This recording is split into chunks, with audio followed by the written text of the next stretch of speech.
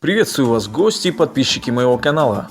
В своем дебютном выпуске мы затронули весьма острую и актуальную тему для современного Казахстана. Это наличие у казахов собственного государства до прихода русских колонистов.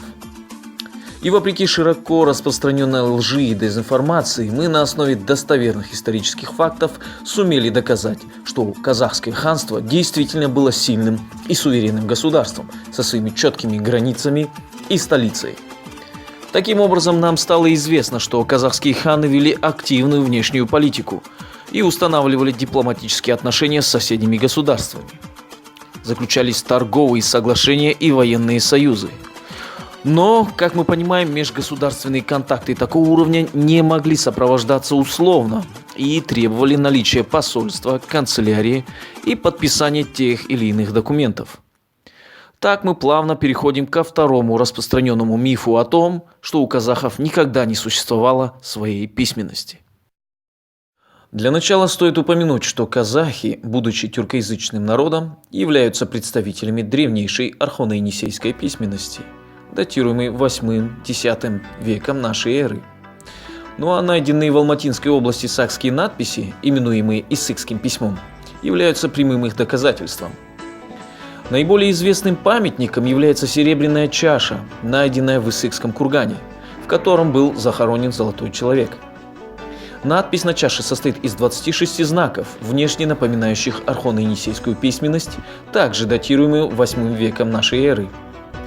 Один из ранних памятников такой письменности был обнаружен в 1896 году в Казахстане, близ Аулия-Аты, ныне город Тараз. Там были найдены 5 камней с древнетюркскими надписями, а в 1940 году в Восточном Туркестане были обнаружены хорошо сохранившиеся 4 рукописи древнетюркского письма середины 8 века. Эти находки имели огромное научное значение.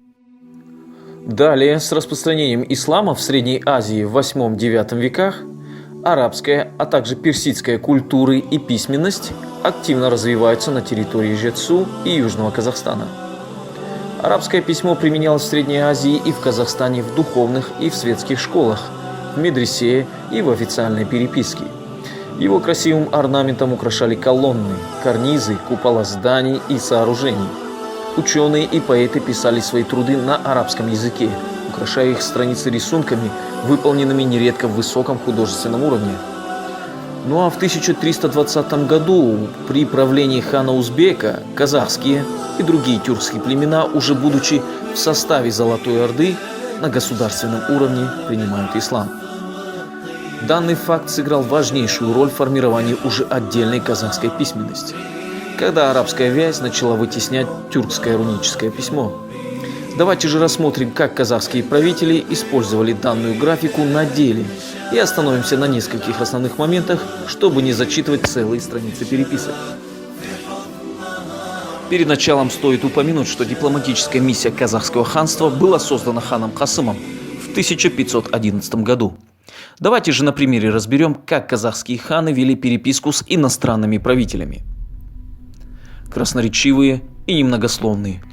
Так описывали казахских дипломатов сефевидские правители Ирана. Археографическая экспедиция в Иран обнаружила в библиотеке Меджлиса в Тегеране дворцовый сборник дипломатических документов «Маджума ва Аджунг», в котором хранится переписка сефевидских правителей с казахскими ханами. В библиотеке Меджлиса среди 30 тысяч древних манускриптов был обнаружен данный сборник дворцовых протоколов и дипломатической переписки сефевидских правителей с различными странами. В нем хранится письмо иранского шаха Аббаса II, адресованное казахскому хану Тауке в 1661 году. Шах Аббас в письме Тауке хану пишет, что он дорожит с ним дружбой и считает его своим союзником. О чем говорил в ответном письме сам хан Тауке, к сожалению, неизвестно, мы можем об этом только предполагать, опираясь на ответное письмо Аббаса, в котором речь идет об укреплении союза между ними. Кроме копий данного письма существуют еще сведения из другой рукописи Аббас-Наме, где автор, придворный летописец Мухаммад Тахир Вахид Казвини, пишет, что прибыл посол казахского падишаха из Туркестана. Это происходило приблизительно в 1661 году, что совпадает с прибытием посла Тауке. Итак, переходим ко второму, не менее важному образцу подлинник которого хранится в архиве Османской империи во дворце Топкапи.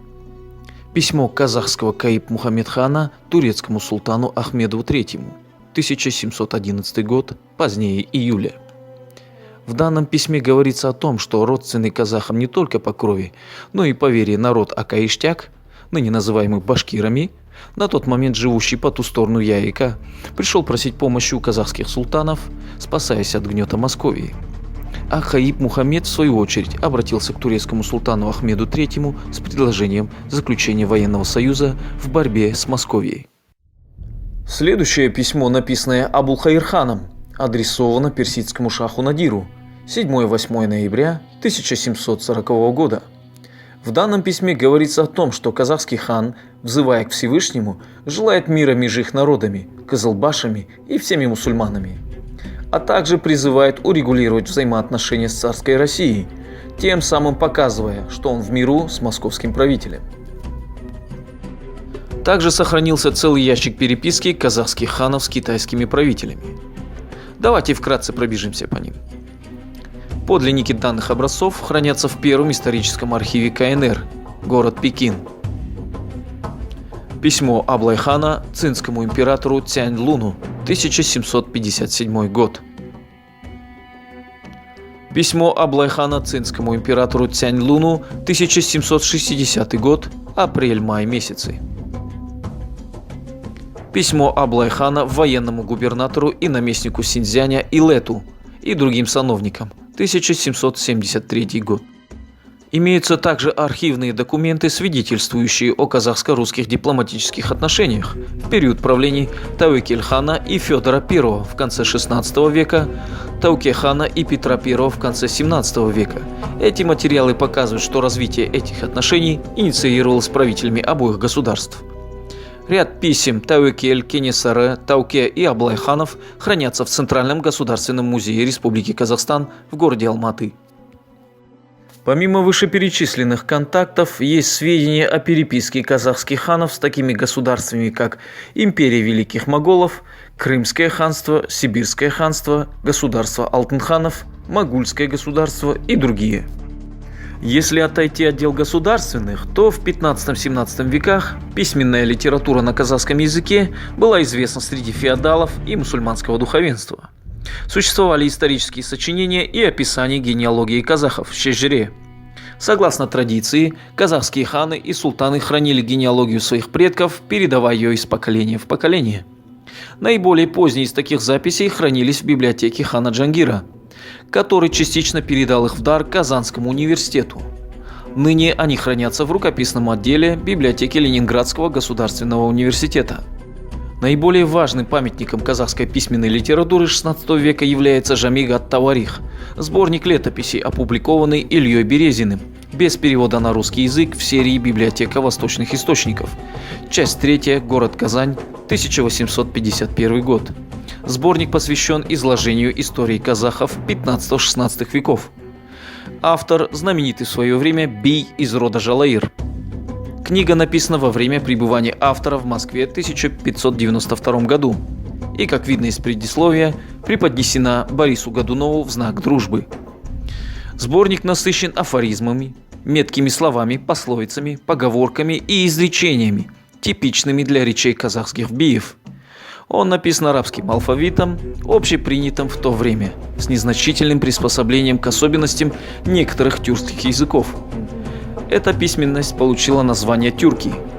На ней был написан исторический очерк Чингизнаме, который был обнаружен академиком Бартольдом и издан им же в переводе Балгимбаева. Из других сочинений Средневековья, имеющих отношение к истории и языку казахского и других тюркоязычных народов, следует отметить Бабурнаме, Тимирнаме и Шежире Тюрки.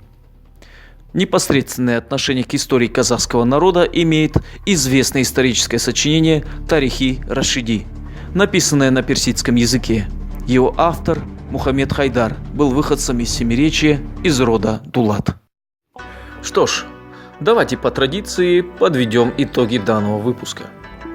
На основании вышеуказанных письменных документов, летописей и сборников мы снова, вопреки распространенной в советское время дезинформации и фальсификации исторических данных, в очередной раз развеяли миф о дикости казахского народа.